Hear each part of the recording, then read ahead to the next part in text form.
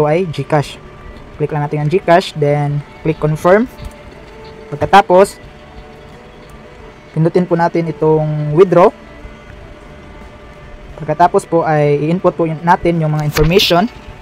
So dito sa itaas, disclaimer, the information provided by the speaker or presenter of this video or platform is for information purposes only and not to promote. All information is provided in good faith. However, we make no representation or warranty of any kind expressed or implied regarding the accuracy, legitimacy, adequacy, validity, reliability, availability, or completeness of this information.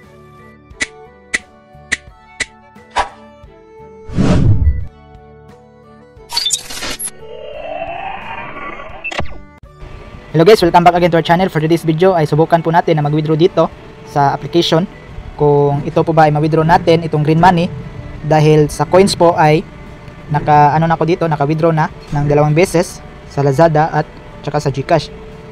Tapos po sa video ngayon ay dito na naman tayo mag-withdraw sa green money kung ito po ba ay matanggap natin.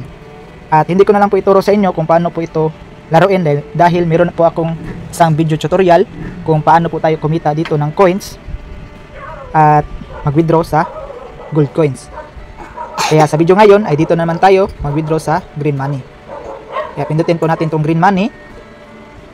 So ayan po, yung pira ko dito na green money ay nasa 669.25 pesos at yung minimum na ma-withdraw natin dito ay nasa 550. Kaya subukan po natin na mag-withdraw dito ng 550. Yan, i-click lang po natin. Tapos, yung withdrawal method, kung pili lang tayo kung ano po yung available natin na wallet, kadalasan ginagamit ko ay GCash. Click lang natin ang GCash, then click confirm.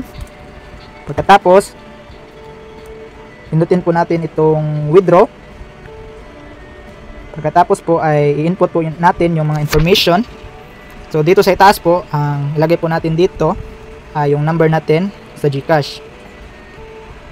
Then dito naman sa baba, sa enter name, ay yung GCash name natin. Pagkatapos po, pindutin po natin itong request withdrawal. Then, click natin itong confirm. So, ayan po, processing takes 1 to 3 business days. Pindutin po natin itong note sa itaas kung ano po yung status niya. Ayan po, makikita po natin na nakapinding na po siya. So, hintayin lang po natin na ito po ay maging success. At kung pumasok ba ito sa ating GCash wallet.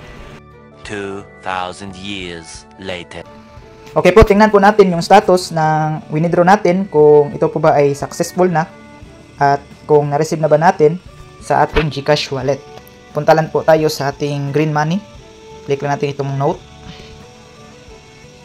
Then, itong nasa itaas.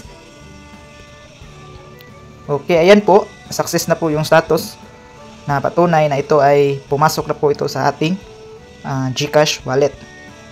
Okay, kung tingnan po natin sa ating GCash wallet.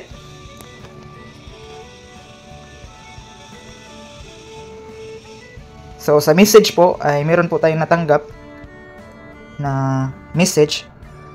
Ayan, we have received 550 from PayerMax. At kung tingnan po natin sa ating GCash,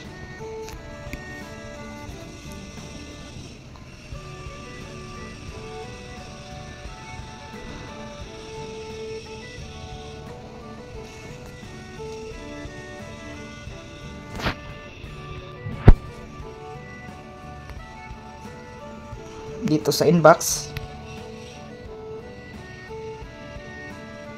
yan sa notifications. So wala po siyang makita dito sa transaction. So ayan po, dito po natin makikita sa transaction history na you have received GCash 550. So legit po talaga ito na application. Kung gusto nyo itong subukan at i-download ay puntahan lang nyo sa description or comment section. Doon ko po ilagay ang link para ma-direct download niyo ito na application. So yun lang po, sana meron kayo natutunan sa simple tutorial na ito. God bless. Visit us my YouTube channel, Juni Agatano, and click subscribe and notification bell to keep you updated on my videos. The videos I upload about personal blog and finance. Thank you so much and God bless.